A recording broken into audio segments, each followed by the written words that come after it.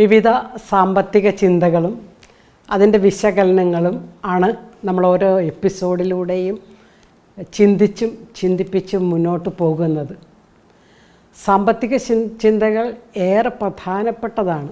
അത് മനുഷ്യൻ്റെ ജീവിതവുമായിട്ട്, പ്രത്യേകിച്ച് വൈകാരിക അവസ്ഥകളുമായിട്ടും ജീവിത രീതികളുമായിട്ട് ഒത്തിരി ബന്ധപ്പെട്ടായിരിക്കുന്നത്. ഇന്ന് നമ്മൾക്കൊരു പ്രത്യേകമായിട്ടുള്ള ഒരു സംവിധാനത്തെക്കുറിച്ച് പഠിക്കാമെന്ന് ചിന്തിക്കുന്നു.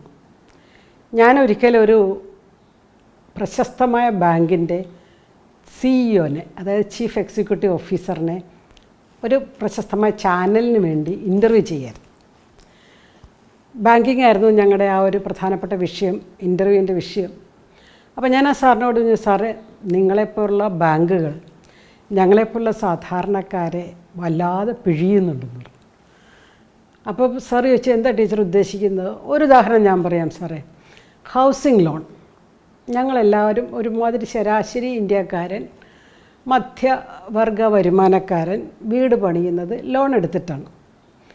ലോൺ എടുത്ത് വീട് പണിയുമ്പോൾ നിങ്ങളൊരു 20 കൊല്ലം അല്ലെങ്കിൽ 25 കൊല്ലം 30 കൊല്ലമൊക്കെ ഞങ്ങൾക്ക് കാലാവധി, പ്രീമിയം അടയ്ക്കാനുള്ള കാലാവധിയൊക്കെ തരുന്നു. ഇ എം ഐ എന്ന് പറഞ്ഞാൽ ഈക്വൽ മന്ത്ലി ഇൻസ്റ്റാൾമെൻറ്റ്, ഒരു ഇക്വിറ്റി മന്ത്ലി ഇൻസ്റ്റാൾമെൻറ്റ്, എല്ലാ മാസവും അടയ്ക്കേണ്ട അടവ്. പക്ഷേ ഞങ്ങളൊരു 20 കൊല്ലം കഴിയുമ്പോൾ ഞങ്ങളിതിനെ ഒന്ന് എഴുതി കൂട്ടി നോക്കുവാണെങ്കിൽ നിങ്ങളിൽ നിന്ന് എടുത്തതിൻ്റെ 2.5 ഇരട്ടി ഞങ്ങൾ അടച്ചു കഴിയുന്നുണ്ടെന്ന് പറഞ്ഞു. അപ്പോൾ സാറ് പറഞ്ഞു, ശരിയാണ്, സമ്മതിച്ചു, 2.5 ഇരട്ടി അടയ്ക്കുന്നുണ്ട്. പക്ഷേ ടീച്ചർ ചില കാര്യങ്ങൾ മനസ്സിലാക്കാനുണ്ട് ഇതിനകത്ത്. ഒന്ന്, ആദ്യം തന്നെ EMI ഫിക്സ് ചെയ്യാണ്. ഉദാഹരണത്തിന് 20,000 രൂപ എന്നാൽ 15,000 രൂപ ഫിക്സ് ചെയ്യുമെന്ന് വെച്ചോ. 20 കൊല്ലവും അതേ തുക അടച്ചത്. ആദ്യത്തെ 5 കൊല്ലത്തെ 20,000 രൂപയുടെ മൂല്യമല്ല, അവസാനത്തെ 5 കൊല്ലം അടയ്ക്കണ 20,000 രൂപയുടെ മൂല്യം. പണത്തിൻ്റെ മൂല്യം കുറഞ്ഞ് വരുമെങ്കിലും അടയ്ക്കുന്ന തുകയ്ക്ക് വ്യത്യാസമില്ലല്ലോ. മാത്രവുമല്ല, 10-15 കൊല്ലം കഴിയുമ്പോൾ വരുമാനം വർദ്ധിക്കുന്നിടത്താണെങ്കിൽ ഇതൊരു വിഷയമല്ലല്ലോ എന്ന് പറഞ്ഞു. രണ്ടാമത് ഞാൻ സാറിനോട് പറഞ്ഞു, എന്നാലും നിങ്ങൾ ഞങ്ങളെ കുത്തിപ്പിഴിയുകയാണ് ഒരു തരത്തിൽ പറഞ്ഞാൽ. അപ്പോൾ സാറ് ഒരു കാര്യം എന്നോട് പറഞ്ഞു, ടീച്ചറെ, മേടിച്ച വീടിൻ്റെ മൂല്യവർധന ഒന്ന് ചിന്തിക്കണം. അതായത് 15 കൊല്ലം കഴിയുമ്പോൾ നിങ്ങളാ വീട് സ്ഥലം വിൽക്കുമ്പോൾ ഈ 2.5 ഇരട്ടിയിലധികം കിട്ടുന്നുണ്ട് ചില സ്ഥലങ്ങളിലെങ്കിലും എന്ന് പറഞ്ഞു. മാത്രവുമല്ല, അദ്ദേഹം പിന്നെ എനിക്കിട്ടൊരു പ്രത്യേക തരത്തിൽ സംസാരിച്ചു. അന്ന് ആ ലോൺ കിട്ടിയില്ലായിരുന്നെങ്കിൽ ആ വീട് വയ്ക്കുമായിരുന്നോ? പിന്നെ ഞാനൊന്നും മിണ്ടിയില്ല. സാറേ, പറഞ്ഞതിനകത്ത് വാസ്തവമൊക്കെ ഉണ്ട്. അന്ന് ആ ലോൺ കിട്ടിയില്ലായിരുന്നെങ്കിൽ ആ വീട് വയ്ക്കില്ല. അപ്പോൾ വസ്തുവിൻ്റെ മൂല്യം വർദ്ധിക്കുന്നത് കൊണ്ട് വീടിൻ്റെ വില കുറയും. ഒരു 10 കൊല്ലം കഴിയുമ്പോൾ വെച്ച വീടിന് ഒരു വിലയും കിട്ടത്തില്ല. പക്ഷേ ആ വസ്തുവിൻ്റെ മൂല്യം കൂടുന്നത് കൊണ്ട് ലോൺ എടുത്ത് വീട് പണിയുന്നതിൽ അപാകതയൊന്നുമില്ല എന്നാണ് അദ്ദേഹം എനിക്ക് പറഞ്ഞ് മനസ്സിലാക്കി തന്നുകൊണ്ടിരുന്നത് ആ ഇൻ്റർവ്യൂവിൽ. എന്നെ കേൾക്കുന്ന പ്രിയപ്പെട്ടവരെ, ഇത് കേട്ടാത്തൊന്ന് ലോൺ എടുക്കുന്നതിനകത്ത് ഭയങ്കര വലിയ സംഭവമാണ്, ഇത് നല്ല കാര്യമാണ്. നമ്മൾ പക്ഷേ ലോൺ എടുക്കുമ്പോൾ ശ്രദ്ധിക്കേണ്ട കുറച്ച് കാര്യങ്ങൾ, ഒരു സാമ്പത്തിക ശാസ്ത്ര പ്രൊഫസർ എന്ന നിലയിൽ, അധ്യാപിക എന്നുള്ള നിലയിൽ അനേകം പേരുടെ സാമ്പത്തിക വിഷമങ്ങൾ നിരന്തരം കേൾക്കുകയും അവർക്ക് കൺസൾട്ടൻസി കൊടുക്കുകയും അവരുടെ സാമ്പത്തിക മേഖലകളെ തിരിച്ചുവിടാൻ സഹായിക്കുകയും ചെയ്യുന്ന ഒരു വ്യക്തി എന്നുള്ള നിലയിൽ ലോണുമായിട്ട് ബന്ധപ്പെട്ട ചില കാര്യങ്ങൾ നിങ്ങളുമായിട്ട് പങ്കുവയ്ക്കാൻ ഞാൻ ആഗ്രഹിക്കുന്നു. ഈ ലോണിൻ്റെ ചരിത്രവും വളർച്ചയും ഒക്കെ ഒന്ന് അറിയുന്നത് നല്ലതാണ്. അതായത് പണ്ട് ബാർട്ടർ എക്കോണമി ഇവിടെ നിലവിലിരുന്നത്, ബാർട്ടർ സമ്പ്രദായം എന്ന് പറയും. ബാർട്ടർ സമ്പ്രദായം എന്ന് പറഞ്ഞാൽ വസ്തുക്കൾക്ക് പകരം വസ്തുക്കൾ കൈമാറ്റം ചെയ്യുന്ന രീതി. ഒരു കാർഷിക യുഗത്തിൽ അത് വളരെ ശരിയായ രീതിയായിരുന്നു. ഇവിടെ കുറച്ച് പച്ചക്കറിയുണ്ട്, അവിടെ കുറച്ച് തേങ്ങയുണ്ടെങ്കിൽ ഈ പച്ചക്കറി അവിടെ കൊണ്ടു കൊടുത്ത് ആ തേങ്ങ ഇങ്ങോട്ട് മേടിക്കുന്ന രീതിയിലുള്ള സിമ്പിളായിട്ടുള്ള ഒരു വിനിമയ സമ്പ്രദായം, ബാർട്ടർ സമ്പ്രദായം. പക്ഷേ കാലം മുന്നോട്ട് പോയി വളർന്നു കഴിഞ്ഞപ്പോഴത്തേക്കും ചില സാധനങ്ങളുടെ മൂല്യം നിശ്ചയിക്കാനാവാത്തതും ചില സാധനങ്ങളെ നമുക്ക് മുറിച്ച് കൊടുക്കാൻ പറ്റാത്തതും, ഉദാഹരണം സിമ്പിൾ, ലളിതമായ, രസകരമായ ഉദാഹരണം പറഞ്ഞാൽ ഈ വീട്ടിൽ പശുവുണ്ട്, അവർക്ക് വേണ്ടത് പേനയാണ്, പശുവും പേനയും തമ്മിൽ നമ്മളെങ്ങനെ ഇക്വേറ്റ് ചെയ്യും? ഇങ്ങനെയുള്ള സിമ്പിൾ സാധനങ്ങളൊക്കെ വന്നു കഴിഞ്ഞപ്പോഴത്തേക്ക് ഇതിന് പ്രശ്നം വന്നു. ചിലത് ഡിവൈഡ് ചെയ്യാൻ പറ്റത്തില്ല, പശുവിനെ മുറിച്ച് പകുതി കൊടുക്കാൻ പറ്റത്തില്ല. ഇങ്ങനെയൊക്കെ വന്നു കഴിഞ്ഞപ്പോൾ ഇൻഡിവിസിബിലിറ്റി ഓഫ് സർട്ടൻ ഗുഡ്സും difficulty in valuating some products, ചില വസ്തുക്കളുടെ മൂല്യം നിശ്ചയിക്കാൻ പറ്റാത്തത് കൊണ്ടും ബാർട്ടർ സമ്പ്രദായം പതുക്കെ മണി എക്കോണമിക്ക് കൈമാറി. അങ്ങനെ ഒരു പണം കണ്ടുപിടിക്കുകയും പണത്തിൻ്റെ അടിസ്ഥാനത്തിൽ വസ്തുക്കളുടെ മൂല്യം പറയാനും തുടങ്ങി. The value of A commodity is expressed in terms of the currency. ഇപ്പോൾ ഇന്ത്യയുടെ context in terms of rupee. അപ്പോൾ ചില വസ്തുക്കളുടെ മൂല്യം പണത്തിനെ ഉപയോഗിച്ച് നമ്മൾ ഇത് ചെയ്യാനും പറയാനും തുടങ്ങിയപ്പോൾ എളുപ്പമായി. ഈ പശുവിനെ ഇത്ര രൂപയ്ക്ക് വിറ്റ് അതിൽ നിന്ന് കിട്ടുന്ന കാശ് കുറച്ചെടുത്ത് അതിൽ നിന്ന് അപ്പുറത്തുനിന്നൊരു ആടിനെ മേടിച്ച് ബാക്കി കാശ് മിച്ചം വെച്ച് മണി എക്കോണമി വന്നു. മണി എക്കോണമി കുറേ അങ്ങോട്ട് ചെന്ന് കഴിഞ്ഞാൽ പണം കൊണ്ടു നടക്കാനുള്ള ബുദ്ധിമുട്ടുകൾ വന്നപ്പോഴാണ് ഡിജിറ്റൽ എക്കോണമിയിലേക്ക് നമ്മളും പോകുന്നത്. ഡിജിറ്റൽ എക്കോണമി എന്ന് പറഞ്ഞു കഴിഞ്ഞാൽ നെഗോഷ്യബിൾ ഇൻസ്ട്രുമെൻറ്റ്സ് എന്ന് പറയും. ചെക്ക്, DD, ഡ്രാഫ്റ്റ് തുടങ്ങിയ സാധനങ്ങൾ. എനിക്ക് ഒരാൾക്ക് കുറച്ച് പൈസ കൊടുക്കാനുണ്ടെങ്കിൽ ഞാൻ ഈ കാശും ചുമന്നതിൻ്റെ അവിടം വരെ പോകേണ്ട, ഡിജിറ്റൽ സിസ്റ്റത്തിലൂടെ ഒരു ചെറിയ ഒരു പേപ്പർ വർക്കിലൂടെ ഒരു കഷ്ണം പേപ്പറിലൂടെ, ഇപ്പോൾ ചെക്കെന്ന് പറഞ്ഞാൽ it's a promise to pay ആണ്.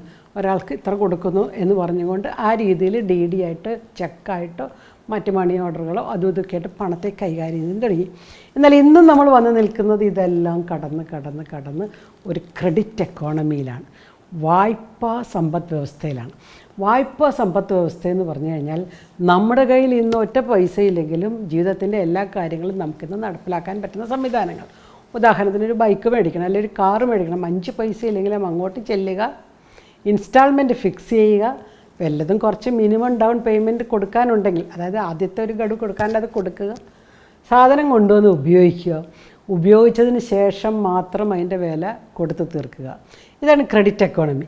ഈ ക്രെഡിറ്റ് എക്കോണമിയുടെ വളർച്ച സാമ്പത്തിക വ്യവസ്ഥിതിയിലെ വലിയൊരു മാറ്റമാണ്.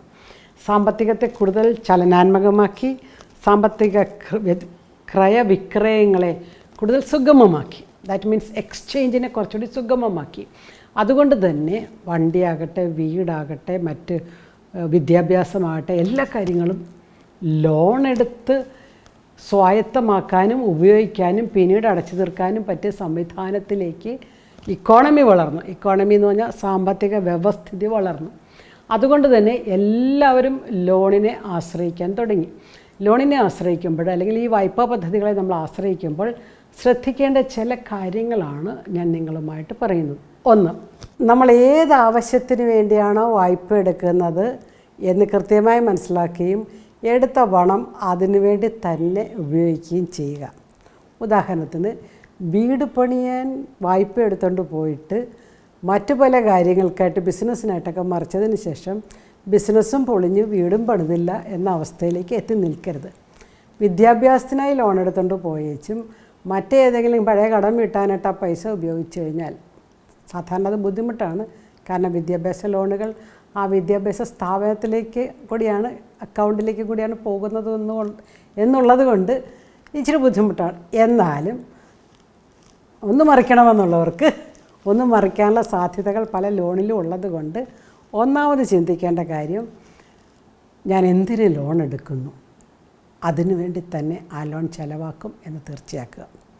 2, ഏതൊരു സ്ഥാപനത്തിൽ നിന്നാണ് ഞാൻ ലോൺ എടുക്കേണ്ടതെന്ന് ചിന്തിക്കുക. ഉദാഹരണത്തിന് ഒരു ഹൗസിംഗ് ലോണാണ് നമ്മൾ ചിന്തിക്കുന്നതെങ്കിൽ, വീടിനെക്കുറിച്ചാണ് ചിന്തിക്കുന്നതെങ്കിൽ, നമുക്ക് ലോൺ തരാൻ സഹായകമായ നാഷണലൈസ്ഡ് ദേശസാൽകൃത ബാങ്കുകളുണ്ട്, പ്രൈവറ്റ് ബാങ്കുകളുണ്ട്, ന്യൂ ജനറേഷൻ ബാങ്കുകളുണ്ട്, തൊട്ടടുത്തുള്ള ബ്ലേഡ് കമ്പനി എന്നൊക്കെ വിളിക്കാൻ പറ്റുന്ന വിധത്തിലുള്ള സ്വകാര്യ സ്ഥാപനങ്ങൾ ധാരാളമുണ്ട്. അപ്പോൾ എവിടെ നിന്ന് ലോൺ എടുക്കണമെന്ന് ചിന്തിക്കുക. ചില സ്ഥാപനങ്ങൾ കൂടുതൽ തുക ഓഫർ ചെയ്യും, അതനുസരിച്ചുള്ള പലിശയും എല്ലാം കിട്ടും. ചില സ്ഥാപനങ്ങൾ നമ്മുടെ വസ്തുവിൻ്റെ മൂല്യത്തിൻ്റെ 80% അല്ലെങ്കിൽ 90% തരികയുള്ളൂ. നമ്മളെടുക്കുന്ന ഒരു ദേശസാൽകൃത ബാങ്കിൽ നിന്നാണെങ്കിൽ നമുക്ക് കുറച്ചുകൂടി ഉറപ്പ് അല്ലെങ്കിൽ ഗ്യാരണ്ടി എടുക്കുന്ന ലോണുമായിട്ട് ബന്ധപ്പെട്ടൊക്കെ ഉണ്ട്. ഒരു കാര്യം നമ്മൾ മനസ്സിലാക്കണം, ബാങ്കുകൾ ഇത്ര തുക തരുമെന്നും ഇത്ര പലിശ എന്നൊക്കെ പറയുമ്പോഴും അതിനകത്ത് എന്തെങ്കിലും ഹിഡൻ കോസ്റ്റ് ഉണ്ടോ? ഹിഡൻ കോസ്റ്റ് എന്ന് പറഞ്ഞാൽ ഒളിച്ചിരിക്കുന്ന കാര്യങ്ങൾ, അവർ പറയാത്ത ചില സാധനങ്ങൾ ഇതിനകത്തുണ്ടോ എന്നൊക്കെ ഒന്ന് മനസ്സിലാക്കണം. ചിലർ വലിയ ഓഫർ നൽകും, പക്ഷെ അതിനകത്ത് തന്നെ ചില തട്ടിപ്പുകളും ഒളിച്ചിരിപ്പുണ്ടാകും. ഈ ലോൺ തന്നെ നമ്മൾ കാലാവധിക്ക് മുമ്പേ അടച്ചു തീർത്താൽ നമുക്ക് എന്തെങ്കിലും പെനാലിറ്റി അല്ലെങ്കിൽ ഒരു പിഴ വരുന്നുണ്ടോ? ചിലർ 1%, ചില 0.5% എന്നൊക്കെ പറഞ്ഞ് ഇടുന്നുണ്ട്. അപ്പോൾ ഇതൊക്കെ ഒന്ന് വായിച്ച് മനസ്സിലാക്കണം. രണ്ടാമത്, അതോടൊപ്പം തന്നെ ഈ ലോൺ എടുത്തു കഴിഞ്ഞാൽ ഇടയ്ക്ക് എപ്പോഴെങ്കിലും നമ്മുടെ കയ്യിൽ കുറച്ച് പൈസ കിട്ടിക്കഴിഞ്ഞാൽ കൂടുതൽ കൊണ്ട് അടയ്ക്കാനുള്ള സംവിധാനം അവിടെ ഉണ്ടോ? ഇങ്ങനെയുള്ള കാര്യങ്ങളൊക്കെ ഒന്ന് ചിന്തിക്കുന്നതും മനസ്സിലാക്കുന്നതും നല്ലതാണ്. പെട്ടെന്ന് കാശ് കിട്ടാൻ ചില സ്ഥാപനങ്ങളെ നമ്മൾ സമീപിച്ചാൽ ചിലപ്പോഴെങ്കിലും നമുക്ക് പിന്നെ അവസാനം ജപ്തിയിലേക്കും മറ്റ് പല അവസ്ഥകളിലേക്കും എത്തിച്ചേരേണ്ടതായിട്ട് വന്നിട്ടുള്ള അനുഭവങ്ങൾ ഉണ്ടായിട്ടുണ്ട്. മൂന്നാമത്, ലോൺ എടുത്തു കഴിയുമ്പോൾ നമുക്കടയ്ക്കേണ്ട പ്രീമിയം എത്രയാണെന്ന് മനസ്സിലാക്കുക. നമ്മുടെ ജീവിത ചെലവിന് അത്യാവശ്യമുള്ള തുക നീക്കി വെച്ചതിന് ശേഷം മാത്രമേ ഈ പ്രീമിയം ഫിക്സ് ചെയ്യാൻ പറ്റുള്ളൂ. ചിലരെ ഞാൻ കണ്ടിട്ടുണ്ട്, ജീവിതം തന്നെ ലോൺ അടയ്ക്കാൻ വേണ്ടി നടക്കുന്നവർ, ജീവിതം മൊത്തം. കാരണം ചിലർ പറയാറുണ്ട് 25 വർഷത്തെ പഠനം, 35 വർഷത്തെ അടിമപ്പണി, പിന്നെ ഒരു 10 വർഷം സമാധാനമായിട്ട് സ്വസ്ഥമായിട്ട് റിട്ടയർമെൻറ്റ് ജീവിക്കാൻ വേണ്ടി എന്താ ജീവിതത്തിൽ കിടന്നുകൊണ്ട് ചില ശ്വാസം മുട്ടുന്ന കാണാൻ പറ്റും. അതായത് വളരെയധികം തുക ലോൺ എടുത്തതിന് ശേഷം അതിൻ്റെ EMI അടയ്ക്കാൻ കഷ്ടപ്പെട്ടിട്ട് ജീവിതമില്ലാതെ ജീവിക്കാൻ, മരുന്നിന് പോലും അല്ലെങ്കിൽ വണ്ടിക്കൂലിക്ക് പോലും പെട്രോൾ അടിക്കാൻ പോലും ഒന്നിനും കാശില്ലാതെ കഷ്ടപ്പെടുന്ന, ഇല്ലാഞ്ഞിട്ടല്ല, പണിത വീടിൻ്റെ ലോൺ അത്രയും വലുതായിട്ട് വന്നതുകൊണ്ടാണ്. പലപ്പോഴും എന്താ സംഭവിക്കുന്നത്, ഇവിടെ ഒരു ഡെമോൺസ്ട്രേഷൻ എഫക്റ്റ് എന്നും പറഞ്ഞുകൊണ്ടുള്ള ഒരു പ്രത്യേക സിദ്ധാന്തം പ്രവർത്തിക്കുന്നുണ്ട്. ജെയിംസ് ഡ്യൂസൻബെറിയുടെയാണ്. ഞാൻ ഇതിനു മുമ്പ് ഒരു എപ്പിസോഡിൽ ആ സിദ്ധാന്തത്തെക്കുറിച്ച് കൂടുതൽ വിശദീകരിച്ചിട്ടുണ്ട്. എന്നാലും ഹൗസിംഗ് ലോണുമായിട്ട്, വീട് പണിയായിട്ട് ബന്ധപ്പെടുത്തി ഞാൻ ചെറുതായിട്ട് പറയാൻ ആഗ്രഹിക്കുന്നതാണ്, അപ്പുറേ ഇപ്പുറേ ഉള്ളവർ വീട് പണിയുന്നത്, അല്ലെങ്കിൽ അയൽവക്കത്തുള്ളവൻ വീട് പണിയുന്നത് നോക്കിക്കൊണ്ടല്ല വീട് പണിയേണ്ടത്. നമ്മുടെ ആവശ്യത്തിനാണ് വീട് പണിയുന്നത്. വീട് ആരെയും കാണിക്കാനുള്ളതല്ല, വീട് നമ്മുടെ ഉപയോഗത്തിനുള്ളതാണ്. വീട് ഒരു ഷോ, പ്രൊജക്ഷൻ അല്ലെങ്കിൽ അതിനുള്ള വസ്തുവല്ല. വീട് ഒരു യൂട്ടിലിറ്റി പർപ്പസ് എന്ന് സാമ്പത്തിക ശാസ്ത്രത്തിൽ പറയും, നമുക്ക് ജീവിക്കാനുള്ളതാണ്. അപ്പോൾ നമുക്ക് ജീവിക്കാൻ 2 ബെഡ്റൂമോ അല്ലെങ്കിൽ 3 ബെഡ്റൂമോ, ഒരു സ്റ്റഡി റൂമോ, പിള്ളേർക്ക് കൂടി ഹാളോ കിച്ചണോ ടോയ്ലറ്റ്, നമ്മുടെ ബഡ്ജറ്റിൽ ഒതുങ്ങുന്ന രീതിയിൽ ഭാര്യയും ഭർത്താവും മക്കളും ഒന്നിച്ചിരുന്ന് ആലോചിച്ച് പണിതില്ലെങ്കിൽ ഒത്തിരി പേരെ ഞാൻ കണ്ടുമുട്ടിയിട്ടുണ്ട്. പണിത വീട് വിറ്റിട്ട് ആ വീട്ടിൽ വാടകയ്ക്ക് താമസിക്കുന്നവരെ. ആ ഒരവസ്ഥയിലേക്ക് അവരെ എത്തിച്ചേർത്തത് ഈ ഡെമോൺസ്ട്രേഷൻ എഫക്റ്റാണ്. ഡെമോൺസ്ട്രേഷൻ എഫക്റ്റ് അഥവാ അനുകരണ മനോഭാവം, മറ്റുള്ളവരുടെ ജീവിത രീതി കണ്ടുകൊണ്ട് അതേപടിയാകാനോ അല്ലെങ്കിൽ അതിന് മുന്നിലാകാനോ ഉള്ളൊരു വ്യഗ്രത, അത് പലപ്പോഴും നമ്മുടെ സാമ്പത്തിക ഭദ്രതയെയും അടിത്തറയെയും തകിടം മറിക്കുന്നതാണല്ലോ. അപ്പോൾ ലോൺ എടുക്കുമ്പോഴും ഒക്കെ ഓർക്കണം, ഞാൻ വീട് പണിയുന്നത് അല്ലെങ്കിൽ ഞങ്ങൾ വീട് പണിയുന്നത് ഞങ്ങളുടെ ജീവിത ആവശ്യങ്ങൾക്ക് വേണ്ടിയാണ്, മറ്റുള്ളവരെ കാണിക്കാൻ വേണ്ടി അല്ല എന്നുള്ളത്. മറ്റൊരു കാര്യം, നമ്മൾ ബാങ്കിലൊക്കെ ചെല്ലുമ്പോഴത്തേക്ക് ശ്രദ്ധിക്കേണ്ടത്, പല തരത്തിലുള്ള പലിശ രീതികൾ ബാങ്കിനുണ്ട്. അതായത് fixed interest, floating interest, flexible interest എന്നൊക്കെ പറഞ്ഞ് പല രീതികളുണ്ട് ബാങ്കിന്. അപ്പോൾ ഏത് രീതിയിലുള്ള പലിശ നിരക്കാണ് നമ്മൾ സ്വീകരിക്കേണ്ടത് എന്നുള്ളത്, ചിലപ്പോഴെങ്കിലും ബാങ്കുകൾ തന്നെ ചിലപ്പോൾ പലിശ നിരക്കുകൾ മാറ്റിമറിക്കാറുണ്ട്. ഉദാഹരണത്തിന്, ബാങ്കുകളുടെ പലിശ നിരക്ക് റിസർവ് ബാങ്ക് ഓഫ് ഇന്ത്യയുടെ റിപ്പോ നിരക്കുമായിട്ട് ബന്ധപ്പെട്ടായിരിക്കുന്നത്. റിപ്പോ നിരക്കെന്ന് പറയുന്ന റിസർവ് ബാങ്ക് ഓഫ് ഇന്ത്യയും ബാങ്കുകളും തമ്മിലുള്ള വിനിമയത്തിൻ്റെ ഒരു വിനിമയ രീതിയുമായിട്ട് ബന്ധപ്പെട്ടായിരിക്കുന്നത്. റിപ്പോ റേറ്റിൽ വ്യത്യാസം വരുന്നതനുസരിച്ച് ഇൻട്രസ്റ്റ് റേറ്റിൽ, ബാങ്കിൻ്റെ ഇൻട്രസ്റ്റ് റേറ്റിൽ വ്യത്യാസം വരും. അപ്പോൾ ചിലപ്പോഴെങ്കിലും നമ്മൾ എടുത്തുകൊണ്ട് പോയ ലോണിൻ്റെ അന്നത്തെ പലിശ നിരക്കായിരിക്കത്തില്ല പിന്നീട്. പക്ഷേ അത് സംഭവിക്കാതിരിക്കാൻ വേണ്ടി ചിലർ ഫിക്സഡ് ഇൻട്രസ്റ്റ് മതി എനിക്ക് എന്ന് പറഞ്ഞുകൊണ്ട് സമീപിക്കാറുണ്ട്. അത് ആ സമയത്ത് ഉയർന്നിരിക്കുന്നതാണോ എന്ന് നോക്കുകയും അതനുസരിച്ച് എനിക്ക് കപ്പാസിറ്റി ഉണ്ട് അങ്ങോളം തുടർച്ചയായിട്ട് അടയ്ക്കാൻ എന്നൊക്കെയുള്ളത് ശ്രദ്ധിക്കേണ്ടതുണ്ട്. അതുകൊണ്ട് ഏത് തരത്തിലുള്ള പലിശ നിരക്കാണ് എന്നുള്ളത് മാത്രവുമല്ല, നമ്മൾ ലോൺ എടുത്തുകൊണ്ട് പോയാൽ ആദ്യത്തെ കുറഞ്ഞത് 5 വർഷത്തേക്ക് മുതൽ കുറവും പലിശ കൂടുതലുമായിരിക്കും. ചിലങ്കിൽ 5 വർഷം കഴിയുമ്പോൾ ലോൺ ക്ലോസ് ചെയ്യാൻ ചെല്ലുമ്പോഴാണ് ഞെട്ടിപ്പോണത്, ഇത്രയും പൈസ അടച്ചിട്ടും മുതൽ ഇത്രയേ ആയുള്ളൂ, ഇത്രയേ കുറഞ്ഞുള്ളൂ എന്ന് ചോദിച്ച് ഞെട്ടിപ്പോകാറുണ്ട്. അത് മനസ്സിലാക്കണം നമ്മൾ. എന്നാൽ ഒരു 5 വർഷത്തിന് ശേഷം പതുക്കെ ക്രമേണ ഒരു 20 വർഷമൊക്കെ ആകുമ്പോൾ തിരിച്ച് റിവേഴ്സ് ഓർഡറിലാകും. അതായത് പലിശ നിരക്ക് കുറയുകയും മുതൽ കൂടുതൽ അടയ്ക്കുകയും ചെയ്യുന്ന ഒരു സംവിധാനം. പല ബാങ്കുകൾക്ക് ഈ രീതിക്ക് വ്യത്യാസമുണ്ട്. അതുകൊണ്ട് ലോൺ എടുക്കുന്നതിന് മുമ്പ് ഒരു 5 ബാങ്കുകളെങ്കിലും സമീപിച്ച് സ്വകാര്യ, ദേശസാൽകൃത അല്ലെങ്കിൽ പബ്ലിക്, സർക്കാരിൻ്റെ, പ്രൈവറ്റ്, ഇതൊക്കെ ഒന്ന് അന്വേഷിച്ച് ഒരു 5 പോയിട്ട് ഒരു തീരുമാനം എടുക്കുന്നതായിരിക്കും വിവേകം. അപ്പോൾ ഇൻട്രസ്റ്റിൻ്റെ കാര്യങ്ങളെല്ലാം ഇങ്ങനെ നോക്കി മനസ്സിലാക്കിയെടുക്കുക. മറ്റൊരു കാര്യമുള്ളത്, നമുക്ക് ബാങ്കിനോടൊപ്പം തന്നെ, ഈ ലോണിനോടൊപ്പം തന്നെ ചേരാൻ പറ്റുന്ന ചില സേവിങ് സ്കീമുകളുണ്ട്. ആ സേവിങ് സ്കീമിൽ നമ്മൾ പൈസ ഇടുകയാണെങ്കിൽ ആ പണം 2 കൊല്ലം കൊണ്ട് 3 കൊല്ലം കൊണ്ട് ക്യുമുലേറ്റ് ചെയ്തിട്ട് കൂടി വന്നിട്ട് ഈ ലോണിലേക്ക് അടയ്ക്കുന്ന ചില സംവിധാനമുണ്ട്. അപ്പോൾ ഒരു ചോദ്യം ഉയരുന്നു, മറ്റൊരു സേവിങ് സ്കീം തുടങ്ങാൻ തക്ക വിധത്തിലുള്ള കാശ് നമ്മുടെ കയ്യിലുണ്ടോ ഇല്ലയോ എന്നുള്ളൊരു ചോദ്യം ഉയരുന്നുണ്ട്. അവിടേക്കാണ് നമ്മൾ മറ്റൊരു സംവിധാനത്തെക്കുറിച്ചും കൂടി ചിന്തിക്കേണ്ട. ഒരു പാരലൽ സംവിധാനം, അതൊരു ചിട്ടി തുടങ്ങുക, ആ ചിട്ടി പിടിച്ചിട്ട് ആ തുക കൊണ്ട് ലോണിലേക്ക് അടയ്ക്കുക. നോക്കണം, ഇവിടെയെല്ലാം ഒരു ഫിനാൻഷ്യൽ ഡിസിപ്ലിനുണ്ട്. ആ പോയിൻ്റ് വളരെ പ്രധാനപ്പെട്ടതാണ് കേട്ടോ. സാമ്പത്തിക അച്ചടക്കം.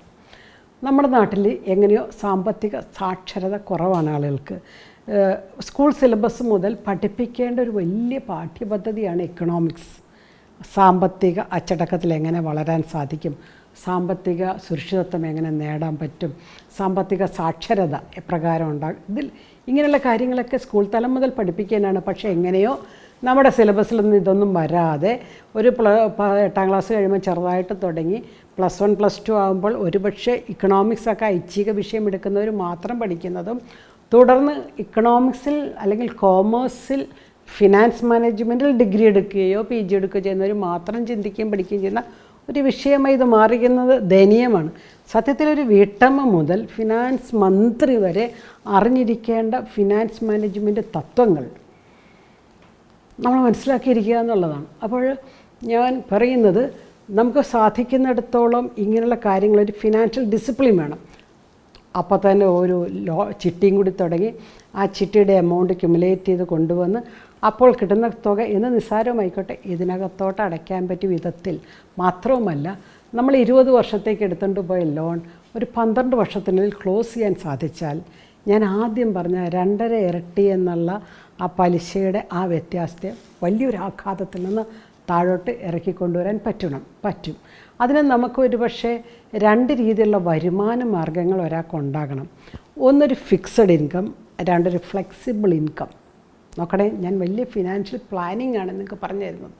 ഒന്ന്, നമുക്കൊരു സ്ഥിര വരുമാനം കിട്ടുന്ന ഒരു തൊഴിലോ ഒരു മേഖലയോ ഉണ്ടാകണം.